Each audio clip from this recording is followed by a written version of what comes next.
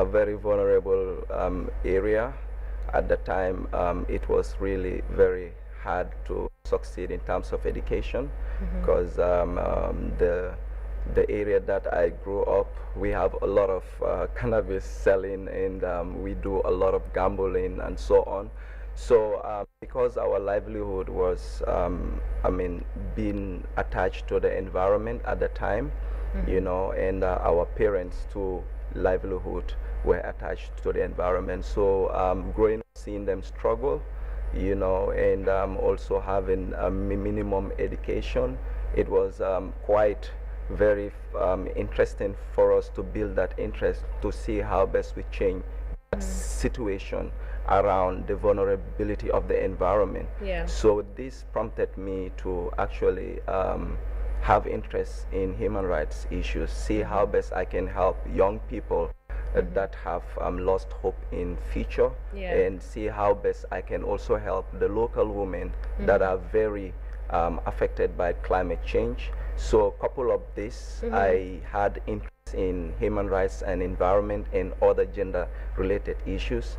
So I and actually get into youth work, Yeah. mobilizing the local area youth, and we set up association and start talking about issues that affects us, Nice. and talk about issues that affects our parents, and how do we change the narratives so that it does not become a norm, or it does not become a culture of failure within that area. Okay. So this is where the life of Jobonge starts, and this is how I actually figure out my God-gifted talent, and I realized there was a lot of impact I was making on young people, and that actually brought in other areas wanting such initiatives to be done in their areas, and that is how I started going regional and global, Nice. representing the Gambia. And now, thank God, we actually, the momentum or the movement is actually growing,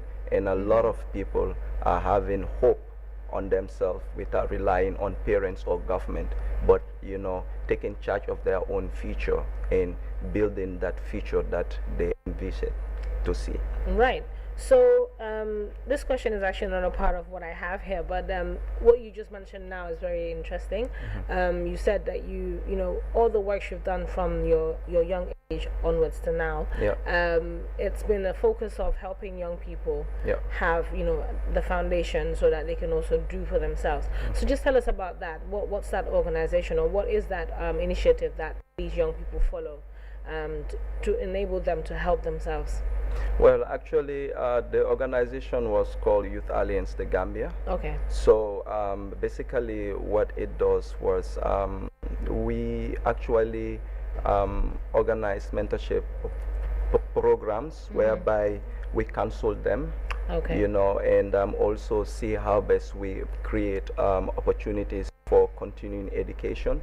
And for those who had interest on skills, I mean, we help them on how they can actually go into vocational schools Yeah. to get that basic education and so. Yeah. And for the females, at the time, you know, the area I came from, females' highest education was common entrance. Wow. Yes, so I mean, what we do is we attach them to mentors, and also we see how best also we support them in terms of school fees, you know, in terms of going to school, Yeah. in terms of how to manage the babies that they had at home as well. So we do a lot of symposiums, we do a lot of workshops, you know, and we do a lot of youth camping, whereby we basically instill in them confidence, whereby we instill in them the courage to actually continue with their life as well. Nice. So with the women, basically we help in organizing them in form of cooperation, you know, whereby they can work together, Okay. you know, which actually added in their growth. You know, there was unity later on, and there was actually change of attitude in the area. And Nice. instead of boys going to sell cannabis, you know, they set up themselves for those who want to do mechanic, they were able to come together, have their workshops, and those who want to do carpentry and so on. So at the time we were lucky because there were a lot of scholarships going on at YMCA, President Award Scheme. So we do the application process, making sure that that spirit of continuing is in them. Nice. And these are the same people that later tell their stories in other areas that are affected or that were like them. Okay. Yeah. Okay. It seems like Youth Alliance the Gambia, right? Created a huge impact in society, and I'm proud to know that you guys are from Latikuna and that's my area. So okay, we'll now move on. Let's talk about YVE's advocacy for environmental sustainability in the scope to access the basic energy, especially and particularly paint that has lead in it. So tell us about that briefly. Yeah, actually our advocacy on lead chemical, lead is a cumulative toxic chemical that actually affects the brain, the liver, the kidney, the respiratory parts of the human body, and also affects the environment as well. So what it causes is it causes mental and physical impairment as well. So lead is one of the 10 most dangerous toxic chemicals identified by WHO. So as an observer to the Basel and Rotterdam conventions, which the government of the Gambia is also a signatory to, so we get to learn in 2017 about this lead, so which actually prompted us to actually talk about it in the Gambia and see how best we can raise awareness about its dangers and effects. Okay. Well, in our prior conversation, we did about lead, especially in paint, and we understand lead is in many other like chemicals and other products that we use. But in particular, it's paint that you guys are passionate about, because obviously paint is what we use in our houses, buildings, businesses, everywhere we go. So, have you engaged environmental partners in regards to this activity, and like what has been done so far? Well, in 2017, we did a sampling of 39 paints across the country in partnership with the National Environment Agency, which actually prompted a signing of Memorandum of Understanding between YVE and the National Environment Agency. And the sampling of these paints were being sent to the forensic analysis lab in the US, and upon the return of the results, we later realized that 80% of the paint sold in Gambia are highly toxic, and the global standard for lead in paint is 90 parts per million according to the WHO. And we found the highest chemical we found in our paint was 100,000 parts per million. So you see the variance, the gap. Okay, that's a lot. Yeah. So, and these chemicals actually, children are more vulnerable as well. So we try to engage the Gambia Competition Consumer Protection Commission. We will be signing MOU with them as well. They have a keen interest on this as well. And also the Gambia Standard Bureau. We are also working with them to see how best they can come up with standards as per the 90 parts per million. And also the Ministry of Health. The Ministry of Health is the national health focal point for lead at the UNEP and WHO. Okay. And the National Environment Agency is the environmental focal point for lead for the Gambia as well. So just to tell you the effects of lead on children, it actually gives them a disability disorder as well, and reduce their IQ, and also it retards them as well. For pregnant women, actually it causes them to have what we call seizure as well, and it also causes the baby to born disabled as well. Yes, through the fetus, and also it could cause miscarriage as well. So for adults, it could cause hypertension, stroke, cancer, the list goes on. And globally, you have millions of people dying of lead in paint.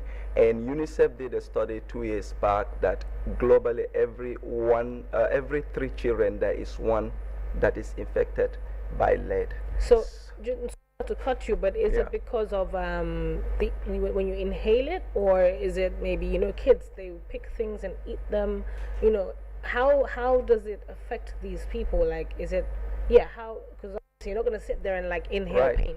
Yeah, you know? Actually, you could be exposed to lead through inhalation and ingestion.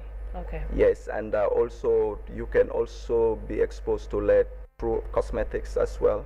Okay. And also you could also be exposed to lead through the tin cans that we eat from, like the sardines, the luncheon meats, and so they are coated with lead. And also, serious, children could be exposed to lead through the toys that we buy them. The toy, most of the toy we have are being coated coated with lead. And also, interestingly, we've been going to school using the HB pencils. They're coated with lead, and we used to chew it, and so on. So this is how basically you could be exposed to lead. And lead we could also be exposed to lead through groundwater contamination. Most of our taps are coated with lead paints. Yes. So interesting to know that most of our taps are coated with lead. Okay, so now what's going to be the next step in regards to finding a solution to kind of gradually scrap lead in products that we know will cause an impact on our health? You know, because all the things you're mentioning is things we've always used growing up. Pencils, absolutely right. Where our water comes from, where it's, you know, in the basin, the cosmetics, the food. Imagine what's on my face. I don't even want to talk about that. So just what measures is YVE looking to take in order to, you know, gradually eradicate lead in these products so that we can be using healthier products? It be paint, cosmetics, pencils, you know. What is the solution? Well, actually, before going to that question, WHO and UNEP came together, form an alliance called the Global Alliance to Eliminate Lead in Paint, which involves the global governments, you know, to phase out lead in 2020. Okay, so with that regards, as a civil society organization, we are looking how best we engage our government. So currently, our level of engagement, we've done a series of awareness raising through the media, the TV, radio, and a lot of articles have been written about lead in paint. And from November to August next year, we're conducting a countrywide campaign called Ban Lead in Paint. Nice. Okay, so what we're going to do on this campaign is we're going to domesticate the lead issues into local languages. Great. And we are meeting secondary policymakers as well to actually engage them and understand how dangerous or how exposed we are with regards to lead, and how we can actually form a strategic partnership alliance in making sure that our government ban this as well.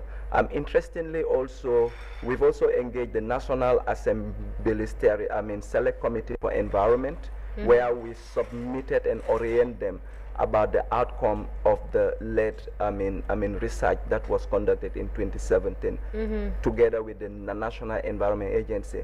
And we've also got series of meeting with the Gambia Standard Bureau and the Ministry of Health through the Department of Public Health as well. Nice. And we've also have a series of meeting with the Gambia Competition Consumer Protection Commission. Nice. So currently, what is pending right now is the domestication of the advocacy into local languages. So we've done that in most of our radio talk shows and TV talk shows, but we want to make sure that now we engage secondary policymakers in every region. Perfect. Okay, so we're nearly there, and this is, you've basically covered what YVE has been doing and is doing with partners in the environment to try and, you know, sensitize people on lead paint, and obviously the other products that it does contain lead. So this question is for the young people. Obviously, I know you're a young person yourself. Are you still young? I am still a young person, absolutely. Of course. So yes, I'm still a youth. You're still a youth. Okay. So what words of wisdom do you have to share with young people out there that are passionate about a particular, you know, topic? It doesn't have to be business or entrepreneurship. It could be something like what you're into. So obviously you have a goal and you want to fight for that and you want to just make an impact. So what words of wisdom do you have for those young people? Well, for young people, I always say this, that every young person is born with a gift, and it takes some time for you to actually recognize what you are good at as well. And it necessarily does not mean that you have to start big. You just have to look around you to be able to put your gift into practice that will really make impact on your life. There are so many things that we can start with from home and in our local environment as well. So for young people, I always also tell them that don't rely fully on your government. The government can create the enabling environment for you, but it is also up to you to see how best you make good use of yourself. So with regards to the environment, there are a lot of, green businesses that you can start up with. You can start up with a seedling business. You can even have your home forestry farm. You can also start doing your agroecology. Just to inform you that most of our vegetables are being imported, and fruits also are being imported into this country. So these are all opportunities that we can actually pick up to create job for ourselves as well. And young people have responsibility at the regional level as well to put their authorities to task, you know, to be part of the decision making in their region. You know, it is high time that they sit back and decisions are made on behalf of them. They need to be part of the solution. They need to talk about issues that affect them. They need to step up on policies that doesn't work for them in their regional level. This is their fundamental rights that they have to always display. So I think it's high time we stop pointing the finger, but taking up the responsibilities of our own future and make sure that we actually eliminate, you know, that life of hoping on people or certain group of people, but let the solution start from us, and from there we can actually make a big impact in our environment. Nice. Thank you very much, Joe Bonge. Sorry. Thank you very much, Joe Bonge. That was a pleasure having you on the Coffee With platform. I must say the conversation we had was very, it's very interesting. Absolutely. To learn what lead paint does and the impact, and it's scary knowing that these are products we consume, products that we use to decorate our houses, our offices, and actually it's harmful for our health. So thanks for sharing that with us. Right. And for those out there watching this interview, we'll learn a lot from Joe Bonge and the topic of lead, banning lead in the Gambia, especially in paint. So you heard his words of wisdom as well, and I'm not going to summarize everything he said, but then one thing he did say was we need to stop pointing fingers and then find solutions for ourselves. I think that says it all. You know, and now being a part of the decision making and making decisions for ourselves as well, and being there with everyone else that's making these decisions for us on our behalf. That was all I had for you guys, and ladies. This was Coffee With. I am Sainabou Jagne. Thank you for the face beat, Betty Berry. And thank you to the camera crew giving us great shots, and the MCR, the guys behind the scenes, for making us look this good. Thank you, and bye-bye.